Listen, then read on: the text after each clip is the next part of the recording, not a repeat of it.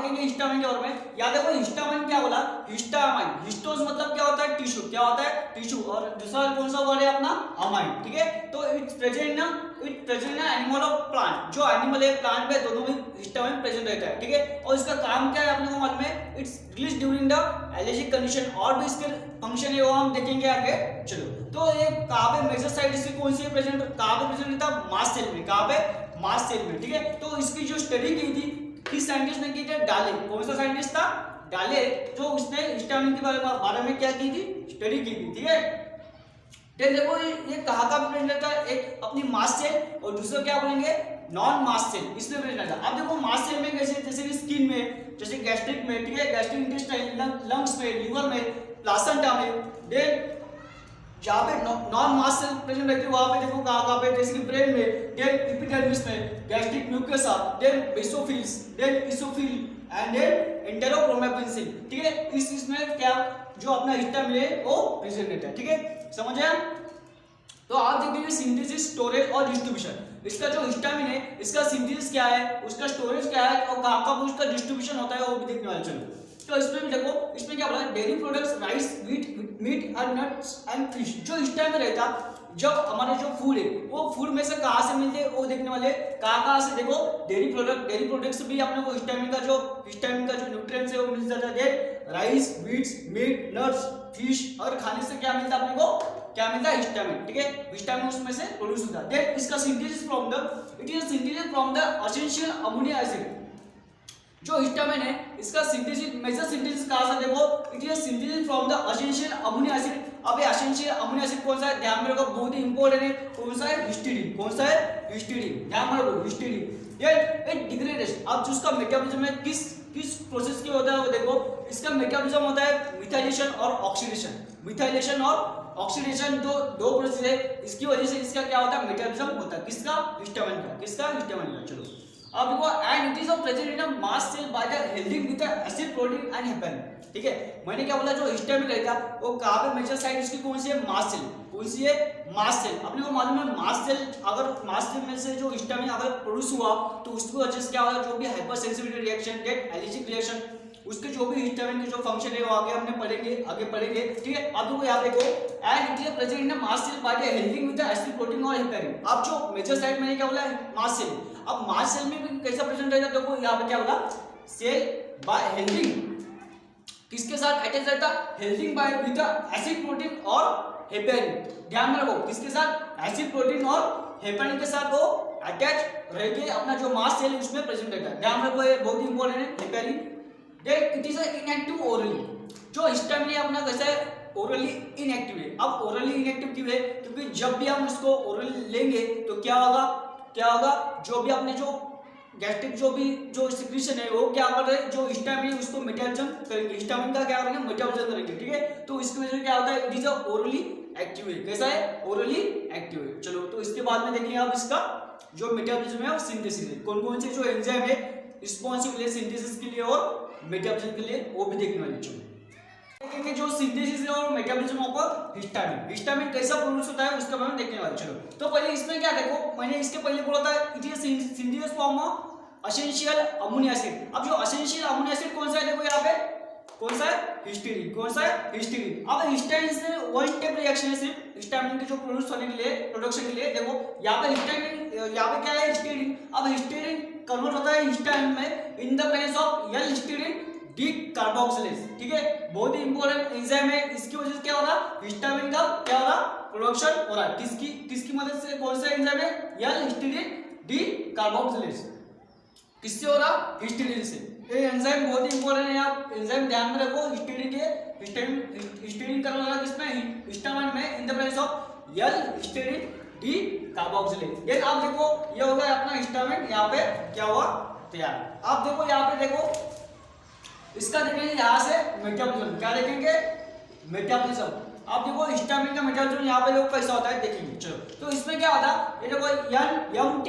अब NMT क्या है, एन मिथाइल ट्रांसफरेंस, क्या है, एन मिथाइल ट्रांसफरेंस। आप देखो यहाँ पे डायमाइन ऑक्सीडेशन, मैंने क्या बोला, इसका जो डिग्रेडेशन, इसके पहले जो हमने जो स्लाइड देखी थी इसमें क्या देखा था, जो इसका जो मेटाबॉलिज्म है कैसे हो रहा है, डिग्रेडेशन कैसे हो रहा था, इन the presence of methylation reaction और ऑक्सीडेशन रिएक्शन। यहाँ पे भी देखो क्या आ रहा है, एन मिथाइल, एनएमटी क्या है, एन मिथाइल ट्रांसफरेंस, और यहाँ पे डायमाइन ऑक्सीडेशन, मतलब क्या आ रहा है, मिथाइलेशन और ऑक्सीडेशन यहाँ पे हो रहा है, ठीक है। तो देखो अब जो हिस्टामिन है अपना, जो आप देखो in the presence of N methyl transferase it's convert into, किसमें कन्वर्ट हो रहा है, देखो इसमें एन मिथाइल हिस्टामिन में, किसमें, एन मिथाइल हिस्टामिन। देन आप देखो इसमें, देखो अब यहाँ से इधर जाता और इधर भी कन्वर्ट हो रहा है, देखो इसमें देखो diamine oxidase, in the presence of diamine oxidase जो अपना हिस्टामिन है ये होता इम्यूनो कंपाउंड में, किसमें कन्वर्ट होता, immuno compound, in the presence of diamine oxidation, ठीक है, ध्यान रखो। देन देखो यहाँ पे क्या हुआ अपना, क्या बना अपना, देखो एन मिथाइल हिस्टामिन बना यहाँ पे, देखो। देन अब तो इसमें क्या हो रहा है, माओ, जो माओ बी एंजाइम, कौन सा, माओ बी एंजाइम, बहुत इंपॉर्टेंट है, कौन सा, MAO B, in the presence of MAO B enzyme the N methyl transference, sorry N methyl histamine is converted into N methyl imidazole acetaldehyde. क्या देखो यहाँ पे, देखो एन मिथाइल हिस्टामिन कन्वर्ट हुआ किसमें, एन मिथाइल इमिडाजोल एसिटिल्डेहाइड, ठीक है। Then अब जो एन मिथाइल इमिडाजोल एसिटिल्डेहाइड है वो कन्वर्ट हो रहा है किसमें, N methyl imidazole acetic acid, N methyl imidazole acetic acid में, ठीक है।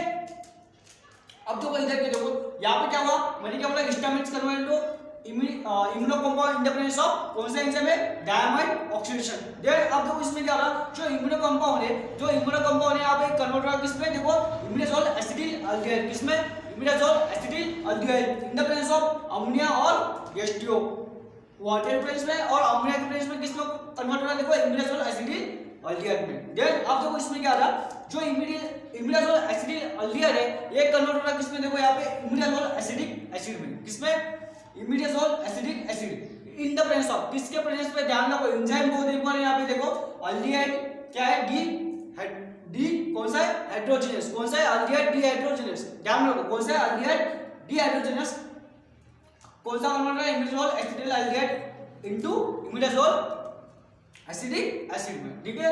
यहाँ पे दोनों में देखो, यहाँ पे N methyl imidazole acetic acid, यहाँ पे देखो क्या आ रहा इमिडाजोल एसिटिक एसिड। सिर्फ इसमें एक डिफरेंस है, यहाँ पे देखो in the presence of N methyl transfer में क्या बन रहा है, देखो एन मिथाइल मतलब क्या हो रहा है, एन मिथाइल जैसे यहाँ पे ट्रांसफर जो एन मिथाइल ग्रुप है, जो एंजाइम का जो मिथाइल ग्रुप है वो क्या हो रहा है, ट्रांसफर हो रहा है किसमें, देखो N methyl imidazole acetic acid, ठीक है।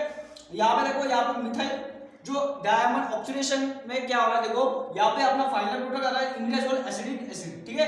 तो ये हो गया अपना हिस्टामिन का जो सिंथेसिस और मेटाबॉलिज्म, आपको समझ आया होगा, ठीक है। चलो आगे देखेंगे जो रिलीज ऑफ हिस्टामिन, हिस्टामिन किस वजह से, कौन कौन सी ऐसी कंडीशन है उस वजह से क्या हो रहा है, जो अपना हिस्टामिन है वो क्या हो रहा है, रिलीज हो रहा है, तो उसके हम देखेंगे। चलो तो इसमें देखो फर्स्ट कंडीशन अपनी कौन सी, एलर्जिक कंडीशन। अब जो एलर्जिक रिएक्शन है इसकी वजह से हिस्टामिन क्यों प्रोड्यूस होता है, देखो इसमें क्या होता है, एंटीजन एंटीबॉडी रिएक्शन होती है, क्या होती है, एंटीजन एंटीबॉडी रिएक्शन होने के कारण क्या हो रहा है, इसमें हिस्टामिन है अपना प्रोड्यूस हो रहा। क्यों हो रहा है एंटीजन एंटीबॉडी रिएक्शन, क्योंकि एंटीजन क्या है, फॉरेन मटेरियल है। अगर फॉरेन मटेरियल अपने जो अंदर की जो इम्यूनो जो अपनी सिस्टम है वो क्या करे, प्रोड्यूस एंटीबॉडी, जो एंटीबॉडी प्रोड्यूस करेगी। अब जो एंटीजन जो कहां से आ रहा है, फॉरेन मटेरियल है वो बाहर से आ रहा है, ठीक है। अगर एंटीजन अपना जो बाइंड हुआ किसके साथ, एंटीबॉडी के साथ, तो क्या होगा, एंटीजन एंटीबॉडी रिएक्शन होगी, तो उसके कारण क्या होगा, जो अपना हिस्टामिन है वो क्या रहा, प्रोड्यूस रहा। कहां से प्रोड्यूस रहा, मास्ट सेल थे। इसके जो लास्ट वाले रूट होते हैं, हमने उसमें क्या पढ़ा, जो अस्थमा पढ़ा था, देन अपना सीओपीडी था, देन कौन सा जो अपना कफ कैसा प्रोड्यूस है, तो उसके लिए मेजर रिस्पांसिबल कौन सी, अपनी मास्ट सेल। जो भी रिएक्शन है, जो भी इंफ्लेमेशन हो रहा है, जो भी एलर्जिक रिएक्शन हो रही, किस वजह से हो रही है, due to mast cell. Mast cell में मेजर कौन सा जो अपना इंटरमीडिएट प्रेजेंट है, कौन सा जो मीडिएटर प्रेजेंट, कौन सा अपना हिस्टामिन, कौन सा है, हिस्टामिन। तो हिस्टामिन किस लिए रिस्पांसिबल फॉर द एलर्जिक, जब भी एलर्जिक रिएक्शन होगी उस टाइम हिस्टामिन प्रोड्यूस होगा ही होगा, ध्यान रखो। देन अगली कौन सी कंडीशन है, देखो टिश्यू इंजरी। अगर टिश्यू इंजरी होगी तो उस टाइम पे क्या हो रहा, जो मास्ट सेल है वो प्रोड्यूस होता है। क्यों होता है, देखो इसमें देखो क्या होता है, जो टिश्यू इंजरी, अगर टिश्यू इंजरी हो रही तो क्या होता है, जो अपने सेल उसमें डैमेज होती, ध्यान रखो क्या बोला मैंने, टिश्यू इंजरी हो रही तो उसमें क्या होता है अपना जो सेल है वो भी डैमेज होती है। मैंने क्या बोला इसमें जो अपना स्टमक है जो मांस सेल है कावे जैसे स्किन है देन गैस्ट्रिक इंटेस्टाइन मतलब जो भी बॉडी का पार्ट है उसमें मांस सेल अपनी प्रेजेंट रहती ही रहती, ठीक है। अगर प्रेजेंट रहती तो जो अपनी स्किन है उसमें भी प्रेजेंट रहती, तो इसकी वजह क्या अगर डैमेज होगी हमारे जो स्किन है, अगर कावे डैमेज होगी, अगर हमारे स्किन में क्या होगा इंजरी होगी, जब इंजरी होने के कारण क्या होगा जो अपनी सेल है वो भी डैमेज होगी, अगर सेल डैमेज होगी जो मास सेल भी वो भी क्या होगी डिस्टर्ब होगी, वो भी क्या होगी ब्रस्ट होगी, तो उसी कारण क्या जो स्टम है उसमें से क्या होगा बाहर निकलेगा, ठीक है। तो एक मेजर रिस्पॉन्सिबल। देन देखो इसमें ड्रग, तो ड्रग भी क्या करते हैं जो स्टम प्रोड्यूस करने के लिए रिलीज करने के लिए रिस्पॉन्सिबल। आप कैसे देखो इसमें देखो क्या होता है जैसे कि अल्कोहल है, देन कौन सा है वेनम है, जो अपना स्नेक है, अगर स्नेक का वेनम अगर क्या होगा हो गया मतलब स्नेक के वेनम की वजह से भी क्या होता है जो स्टैमिन है वो रिलीज होता है। देन देखो देन डाइज है, देन एंटीबायोटिक्स है, ठीक है। इसकी वजह से भी क्या होता है सब इसकी वजह से जब साइड इफेक्ट आ गया तो उसकी वजह से भी क्या होता जो स्टैमिन है वो रिलीज होता है। देन देखो फॉरेन मटेरियल, अभी बताया मैंने जो फॉरेन मटेरियल मतलब क्या डस्ट है, ठीक है। अगर डस्ट गई तो उसकी वजह से जो भी स्मोक है, अगर स्मोक गया डस्ट गई तो उसकी वजह से क्या होता है जो स्टैमिन है जो मास सेल है वो क्या होती है स्टैमिन प्रोड्यूस करती है।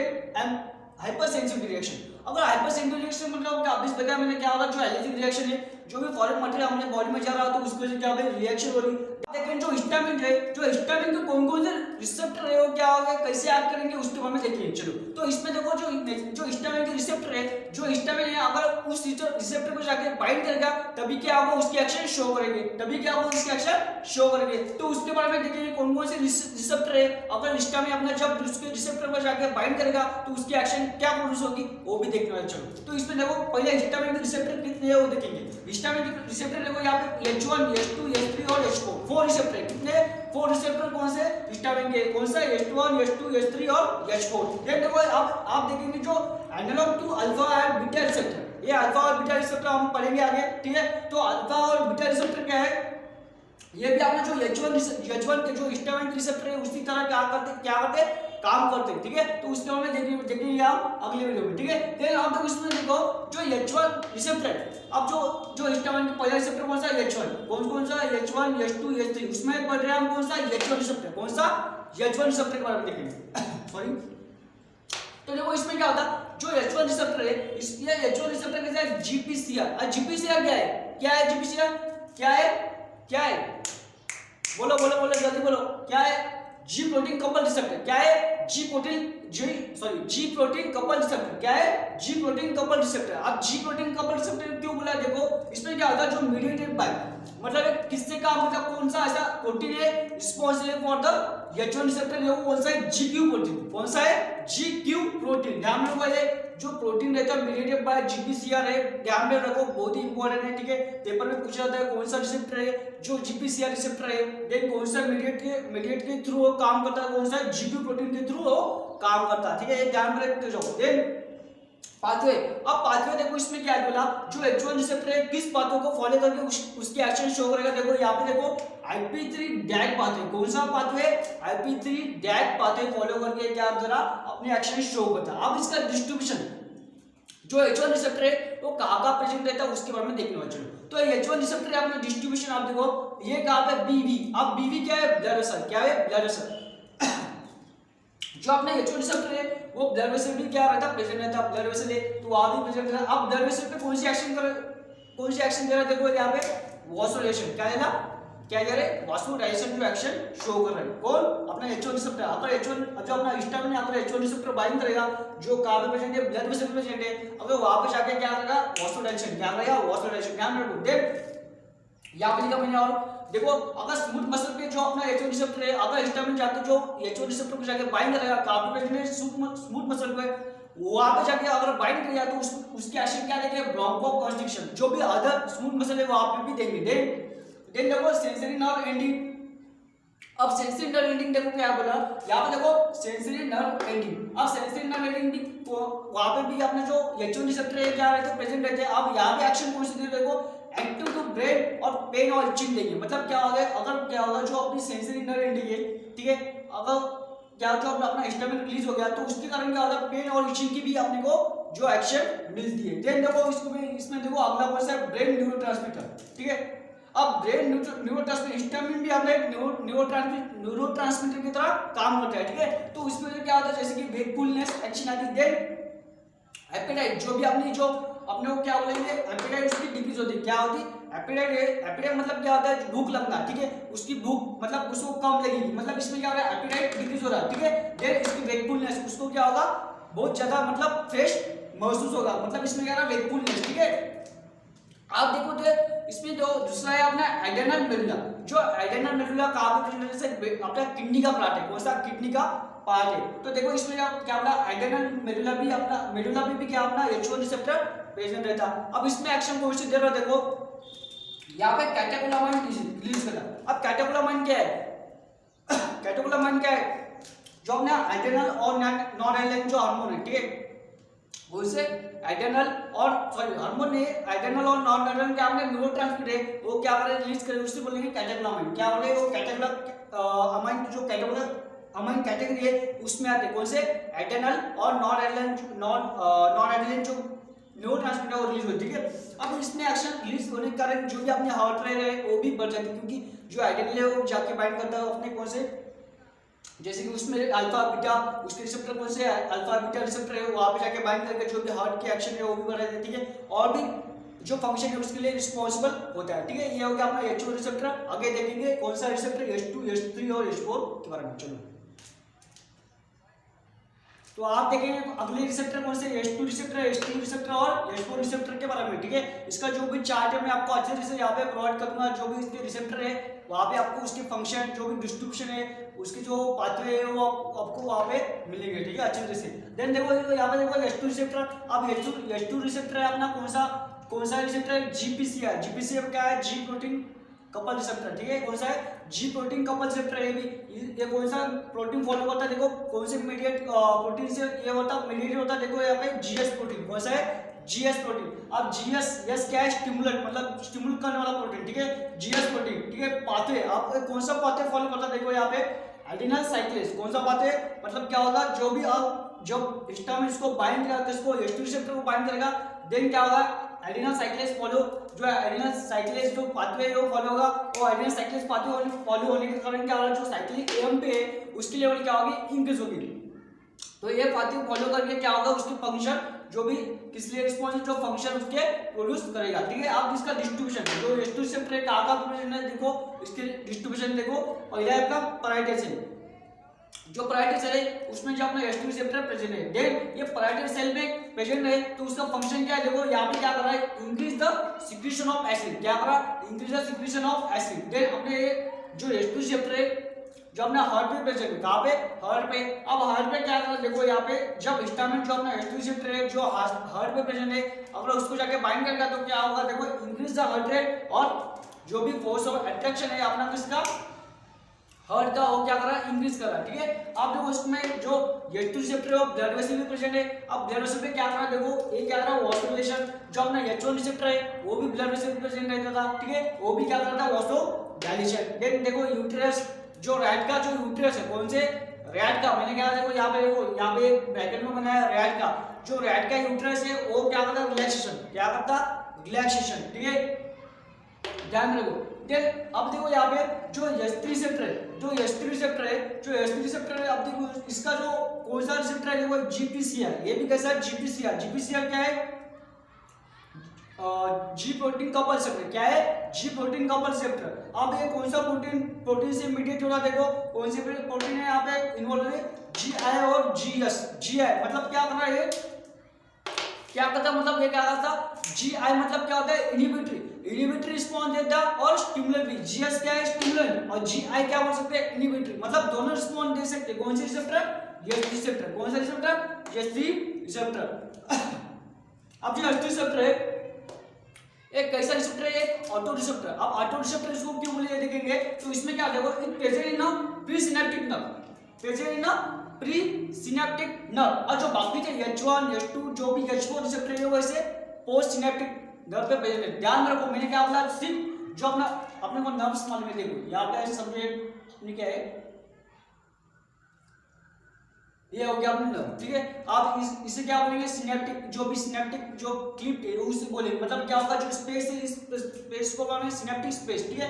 अब ये क्या है, फर्स्ट न्यूरॉन, जो अपना पहला न्यूरॉन है कौन सा, सेकंड न्यूरॉन। अब फर्स्ट न्यूरॉन को क्या बोल सकते हैं अपना प्री सिनेप्टिक न्यूरॉन, कौन सा है, प्री सिनेप्टिक न्यूरॉन। और जो अपना सेकंड वाला है कौन सा, पोस्ट सिनेप्टिक न्यूरॉन, ठीक है। अब जो प्री सिनेप्टिक न्यूरॉन रहता है उसपे सिर्फ अपना जो H3 रिसेप्टर है वो प्रेजेंट रहता है, कौन सा रिसेप्टर है, H3 रिसेप्टर। और जो बाकी का H2, H1 और H1 रिसेप्टर है वो अपने पोस्ट सिनेप्टिक न्यूरॉन पे प्रेजेंट रहते हैं। ध्यान रखो, क्या बोला मैंने, सिर्फ अपना H3 रिसेप्टर है जो अपना प्री सिनेप्टिक के न्यूरॉन पे प्रेजेंट रहता है, और बाकी के H1, H2 और H4 रिसेप्टर है वो अपने रहते पोस्ट सिनेप्टिक न्यूरॉन पे प्रेजेंट रहते हैं। ध्यान रखो, ठीक है। तो यहाँ से भी क्या होता है, जो अपना हिस्टामिन, आप देखो इसके फंक्शन देखो, इसको क्या बोले, ऑटो रिसेप्टर। क्यों बोला इसको, समझ आया, ऑटो रिसेप्टर। देखेंगे उसको ऑटो रिसेप्टर क्यों बोलते हो, देखो क्या होगा यहाँ पे, present on pre synaptic neuron, मैंने क्या बोला है, प्री सिनेप्टिक न्यूरॉन पे प्रेजेंट था, और यहाँ पे देखो inhibit to release of histamine, इसलिए इसे क्या बोलेंगे, ऑटो रिसेप्टर। मतलब क्या कर रहा है, क्या कर रहा, मतलब कंट्रोल कर रहा, क्या कंट्रोल कर रहा, जो भी हिस्टामिन रिलीज हो रहा, जो भी हिस्टामिन रिलीज हो रहा उसको क्या कर रहा, कंट्रोल कर रहा। मतलब अगर आपने को हिस्टामिन चाहिए तो हिस्टामिन रिलीज करेगा, अगर आपने हिस्टामिन को प्रोड्यूस करना बंद करना चाहते हो तो क्या करेगा, वो स्टॉप करेगा इसकी प्रोडक्शन को। हिस्टामिन, जो भी हिस्टामिन रिलीज हो रहा है उसको स्टॉप भी कर सकता, और उसका जो रिलीज है वो भी बढ़ा सकता। किसके हाथ में है, सिर्फ H3 रिसेप्टर के हाथ में है। क्यों, इसलिए इसको क्या बोला, ऑटो रिसेप्टर। क्या बोला, ऑटो रिसेप्टर। ध्यान रखो। देख अब इसमें प्रेजेंट ऑन यहाँ पे देखो, it inhibit to release of histamine. आप देखो इसमें क्या होता, अगर हिस्टामिन की लेवल अगर बहुत ज्यादा बढ़ रही, क्या होगा, मैंने क्या बोला, अगर हिस्टामिन है अपना जो प्री सिनेप्टिक न्यूरॉन है, अगर उसमें क्या हो रहा, यहाँ से हिस्टामिन अपना क्या हो रहा, बहुत ज्यादा वेसिकल से बहुत ज्यादा बढ़ रहा, मतलब निकल रहा, रिलीज हो रहा, तो उसको स्टॉप करने के लिए अपना H3 रिसेप्टर बहुत ही इंपॉर्टेंट है। तो H3 रिसेप्टर क्या करेगा, जो रिलीज हो रहा, तो रिलीज हो रहा क्या होगा, इसका जो H3 रिसेप्टर थ्रू क्या हो रहा, जो भी हिस्टामिन होता उसका रीअपटेक होता, क्या होता, रीअपटेक होके क्या होता, जो भी हिस्टामिन बहुत ज्यादा बढ़ रहा उसकी लेवल क्या करते, कम करते। कौन से रिसेप्टर रिस्पांसिबल उसके लिए, H3 रिसेप्टर। तो इसलिए उसे क्या बनेंगे, ऑटो रिसेप्टर। क्या बनेंगे, ऑटो रिसेप्टर, ठीक है। चलो, तो इसका डिस्ट्रीब्यूशन देखो कहाँ पे, ब्रेन पर प्रेजेंट है। अगर ब्रेन पे प्रेजेंट रहेगा तो क्या होगा, जो भी हिस्टामिन वहाँ पे ज्यादा प्रोड्यूस हो रहा तो उसको लेवल क्या करेंगे, कम करेंगे, decrease level of then decrease release of histamine. अगर लंग्स पे प्रेजेंट है, स्प्लीन पे प्रेजेंट है, जीआई में प्रेजेंट है, ठीक है, जो गैस्ट्रिक इंटेस्टाइनल, ठीक है, वहाँ पे प्रेजेंट है, तो उसको भी वहाँ पे भी क्या करेगा, जो हिस्टामिन रिलीज होता ज्यादा तो उसको लेवल क्या करेगा, कम करने का काम किसका है, H3 रिसेप्टर। देन अगला अपना रिसेप्टर है कौन सा, H4 रिसेप्टर। कौन सा है, H4 रिसेप्टर, ठीक है। उसके बाद देखेंगे, चलो H4 रिसेप्टर है, तो H4 रिसेप्टर देखो ये कैसा है, ये भी कैसा है, GPCR। अब GPCR क्या है, आपने यहाँ पर देख रहे हैं हम पूरे जो रिसेप्टर कैसे है, GPCR सॉरी, कैसे आपने GPCR। अब GPCR मतलब क्या है, G प्रोटीन कपल रिसेप्टर। कैसे, G प्रोटीन कपल रिसेप्टर है। अब ये कौन से प्रोटीन के थ्रू मीडिएट हो रहा है, देखो GI। कौन से, GI मतलब इनहिबिटरी रिस्पांस प्रोड्यूस करेगा। देखो यहाँ पे देखो क्या होता है, मतलब क्या क्या होता है, देखो यहाँ पे, तो ये क्या करेगा, एडिनस साइक्लेस। मतलब क्या होता है, ये किसके थ्रू क्या होगा, कौन सा पाथ फॉलो करेगा, एडिनस साइक्लेस, जो साइक्लिक AMP क्या करेगा, प्रोड्यूस करेगा। देन कौन सा पाथ फॉलो करेगा, एडिनस साइक्लेस। कौन सा है अपना H2 और H4 रिसेप्टर, कौन से पाथ फॉलो कर रहे हैं, ध्यान रखो, कौन से पाथ फॉलो कर रहे हैं, एडिनस साइक्लेस पाथवे फॉलो करेंगे, ठीक है। देन देखो आप देखो यहाँ पे, मतलब ये H3 रिसेप्टर क्या कर सकते हैं, दोनों पाथवे फॉलो कर सकते हैं, जैसे कि एडिनस साइक्लेस और दूसरा मैंने क्या बोला, IP3 डैक पाथवे। क्या क्या बोले थे, एडिनस साइक्लेस और दूसरा कौन सा, IP3 डैक पाथवे, दोनों ही फॉलो कर सकते हैं। क्यों, क्या बोला यहाँ पे देखो, GS प्रोटीन, क्योंकि ये H3 रिसेप्टर किस प्रोटीन के थ्रू मीडिएट हो रहे, GI और GS, तो इसके लिए दोनों पाथवे फॉलो कर सकते हैं। कौन से, H3 रिसेप्टर, ठीक है। आप देखो यहाँ पे जो अपने H4 रिसेप्टर है, ये कैसा G प्रोटीन कपल रिसेप्टर है, देन GI प्रोटीन के थ्रू क्या हो रहा, मीडिएटेड हो रहा। देन कौन सा पाथवे फॉलो कर रहा है, एडिनस साइक्लेस पाथवे फॉलो कर रहा। देन डिस्ट्रीब्यूशन देखो, इसका डिस्ट्रीब्यूशन कहाँ पे है, उसके बारे में देखिए। इसका डिस्ट्रीब्यूशन होता है इम्यूनो सेल, जो भी अपनी इम्यूनो सेल है, किस लिए इम्यूनो रिस्पांस के लिए, ठीक है, तो वहां पे प्रेजेंट रहता। अब किस किस सेल में, जैसे बेसोफिल, इसोफिल, न्यूट्रोफिल्स, उस सेल में प्रेजेंट रहता, ठीक है। और वहां पे क्या करता, साइटो जो केमोटॉक्सिस करता, क्या करता, केमोटॉक्सिस करता, मतलब क्या होता है, इट रिलीज टू साइटोकाइन, क्या करेंगे, साइटोकाइन को क्या करेंगे, रिलीज करेंगे। अब साइटोकाइन रिलीज हो तो और भी क्या होता, जो बोन मैरो, जो अपना बोन मैरो है, वहां पे भी कौन सा, जो H4 रिसेप्टर प्रेजेंट है, कहां पे, जो अपना बोन मैरो। अब बोन मैरो प्रेजेंट रहता तो बोन मैरो में उसका क्या फंक्शन है, देखो यहाँ पे क्या लिखा मैंने, रेगुलेट टू WC प्रोडक्शन, जो भी WC, जो भी अपना RBC है, जो भी WBC वहां पे प्रोडक्शन हो रहा है तो उसको क्या करेगा, रेगुलेट करेगा, कौन, H4 रिसेप्टर। अगर हिस्टामिन उसको बाइंड करेगा तो उसको H4 रिसेप्टर, जो H4 रिसेप्टर अपना जो बोन मैरो में प्रेजेंट है तो वो क्या करेगा, रेगुलेट करेगा किसके लेवल, WBC है, जो अपना RBC है उसके लेवल क्या करेगा, रेगुलेट करेगा, ठीक है। तो प्रोडक्शन उसका क्या करेगा, रेगुलेट करेगा। तो ये था अपना हिस्टामिन, उसका जो मेटाबॉलिज्म मैंने पढ़ा है, देन सिंथेसिस उसका पढ़ा है, देन अपने जो इसके रिसेप्टर है, देन उसकी जो अगला वाला वीडियो बनेगा उसमें देखेंगे आप फार्माकोलॉजी एक्शन, उसकी क्या क्या, अगर हिस्टामिन जो अपना रिसेप्टर है कहाँ प्रेजेंट है, जैसे ब्लड में प्रेजेंट है, यहाँ पे मैंने दिखाया, बट आगे मैं आपको स्पेशल तरीके से क्या बोलूंगा, जो भी फार्माकोलॉजी एक्शन है मैं आपको वहां पे समझा दूंगा, ठीक है। कहाँ पे अगर हिस्टामिन बाइंड होगा उसके रिसेप्टर जैसे कि H2 रिसेप्टर को बाइंड करते हैं, H3 रिसेप्टर को, ठीक है, उस रिसेप्टर को बाइंड करके उसकी एक्शन क्या होगी वो मैं आपको अगले जो आने वाला जो वीडियो है उसमें आपको अच्छे तरह से समझा दूंगा। अगर आपका वीडियो अच्छा लगे तो वीडियो को लाइक कीजिए और शेयर भी करिए। अगले लेक्चर में, तब तक के लिए bye, thank you so much.